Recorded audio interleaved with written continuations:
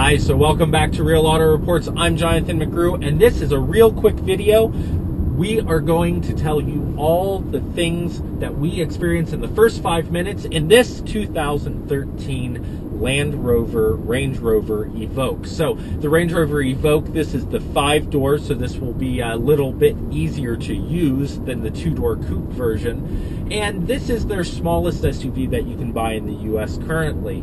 So some things, first 5 minutes in the car, that's what this video is all about. So when I got in, the first thing I noticed is that this is definitely a raked back car. Now, you have the sunroof screen here, so I'm going to open that up so you can see that. That's pretty cool. It goes all the way clear back to the rear headrests of the rear passengers. That's a neat thing, gives you a lot of light in this car, and that is certainly a big piece of glass. Now notice that it does not seem to open, so we'll give that a little bit more look here in a minute. This does have auto lights, I can see, has auto windshield wipers. We have a heated steering wheel switch here, and indeed it looks like we have our phone and voice controls as well as our cruise control. Now, the British cars here and the Land Rover brand doesn't seem to have a lot of the adaptive cruise type stuff built right in, so it does not appear that we have adaptive cruise or lane departure or blind spot monitoring. I don't see any of those features here on the dash.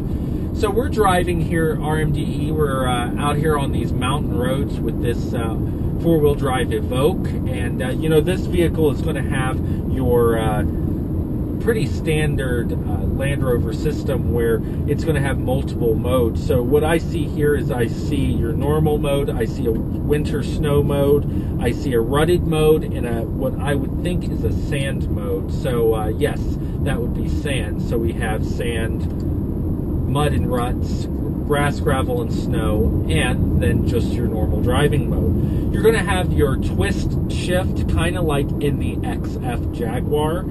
This one does not appear to disappear into the dashboard, however. And you're going to have your drive mode and your sport mode. Now again, with these cars, you cannot shift the sport mode from the actual console here. You have to use these paddle shifters. And we're on these mountain roads, so that could be some fun. So I just put it into command shift, and yep, here we go, and we'll shift up, and you know, we're doing well, a good amount of speed here, over 60 miles an hour, and then we can downshift here and bring the speed back into line for the corners, and it's very smooth actually. And if you hold the gear change up or gear change down, it'll go back to your normal drive mode when you don't have it in sport.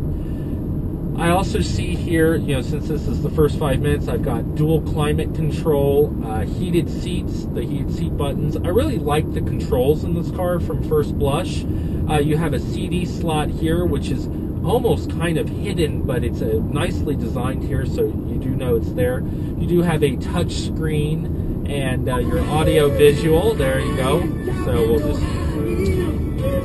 turn that back off. And then you've got your power button for the screen there. So pretty reachable of someone from my height. The start-stop button is way up here, which is a little bit of a reach. I can imagine those with shorter arms and legs will have to lean forward to get to that. And really from an impressions perspective inside, you know, in the first 5 minutes, what I noticed is that this is a lively car. It's got some good get up and go.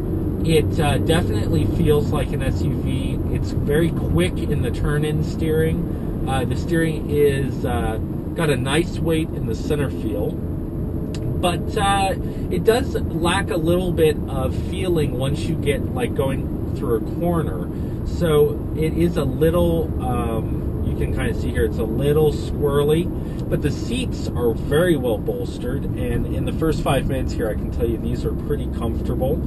The gauges are fairly easy to read. They have big diamond jewels, but they are deep inset. So for some people, they might be harder to read during the day and in the sunlight. And this is a very closed off car from the back view, You have big mirrors which really help you see out, but the back windshield is really tiny. In fact, you almost see more of the interior of the car in the rear view mirror than you do out the back. And you could probably tell that from the rake of this vehicle.